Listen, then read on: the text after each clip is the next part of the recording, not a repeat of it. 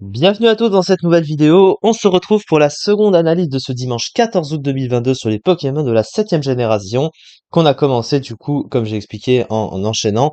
Et les vidéos là sont diffusées d'avance avant les vacances qui vont arriver prochainement. Et on a commencé avec les starters comme d'habitude et chaque génération. Et on a fait le starter plant, donc on va faire le starter de type feu. Et s'en suivra bien sûr aujourd'hui le starter de type eau. Du coup, alors, Fée Inferno, hein, pour le starter de type feu, la forme finale de Flamiaou et Matoufeu. Alors, on va voir ce que ça donne en stratégie. Il possède tout d'abord au niveau du type, puisqu'on commence toujours par ça, le type feu et ténèbres. Feu et ténèbres, un type qu'on connaît également avec Démolos, hein, de la deuxième génération. Feu et ténèbres, alors défensivement, c'est un type qui est plutôt moyen, hein, parce qu'il y a quand même des faiblesses assez chiantes à gérer, notamment au type combat ou au type sol, hein, deux des trois stabs super efficaces sur le type acier. La faiblesse roche au piège de roc, donc évidemment, même si bien sûr il y a des grosses bottes maintenant, et la faiblesse eau qui est un type très populaire en stratégie. Il a quand même à côté 6 résistances plus une immunité, donc c'est pas non plus si pire, mais là où c'est plutôt très fort, c'est offensivement, parce que Feu et Ténèbres, c'est un excellent combo offensif, hein. Le type Ténèbres est très fort, surtout qu'il apporte un très bon coverage neutre, et le type Feu, c'est un stab super efficace sur le type acier, donc vraiment offensivement, c'est fort. Vous voyez qu'il y a une petite quarantaine de Pokémon qui résistent, c'est super efficace sur 403 Pokémon. Donc vraiment, offensivement, c'est là où il est surtout très fort.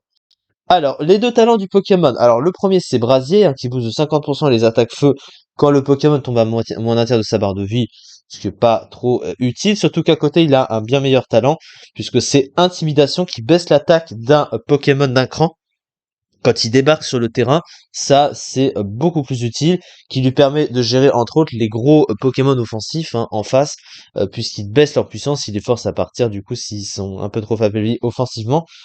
Surtout qu'il peut toujours partir et revenir pour affaiblir un autre Pokémon avec ça, donc c'est plutôt pas mal.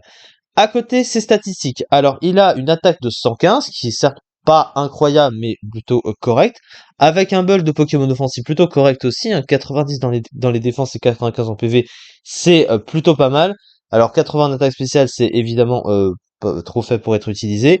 Mais là où c'est plutôt très problématique, c'est plutôt la vitesse. Il a que 60 de vitesse ce Pokémon, ce qui est un peu étrange, hein, quand même, parce que quand on regarde le Pokémon, il semble pas être très lent, hein. C'est un Pokémon qui danse en plus, hein.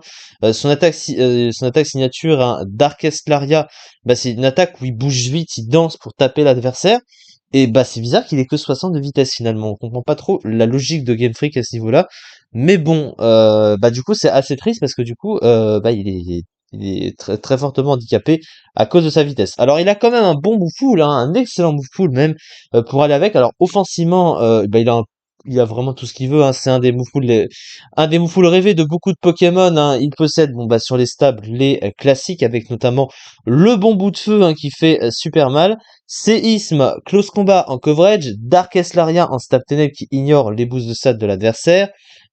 Pour se booster, il a Gonflette dans Slam, un bouffon de soutien qui est restreint à côté, mais quand même avec Provoque notamment, et aussi Parting Shot. Alors Parting Shot, qui est un move assez particulier, hein, qui baisse d'un cran l'attaque et l'attaque spéciale de l'adversaire, et vous permet de switcher derrière, donc ça fait l'effet demi-tour, mais vous baissez la puissance de l'adversaire.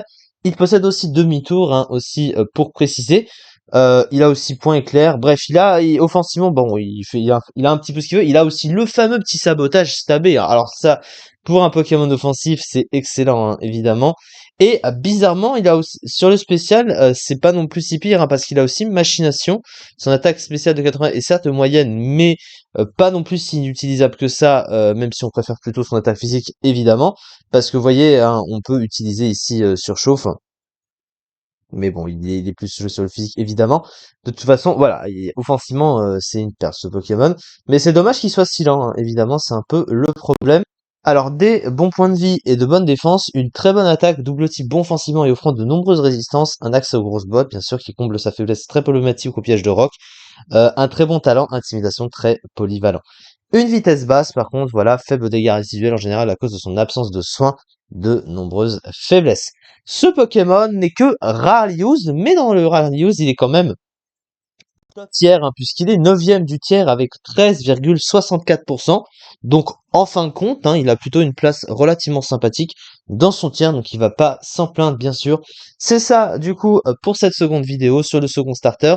Il nous reste le starter de type O évidemment qui sera diffusé du coup pour cette série de vidéos là, donc évidemment des vidéos que je fais d'avance, mais pour le 14 août, voilà, enfin comme si qu'on était le 14 août bien sûr. Merci beaucoup en tout cas de m'avoir suivi et à très vite pour une prochaine vidéo.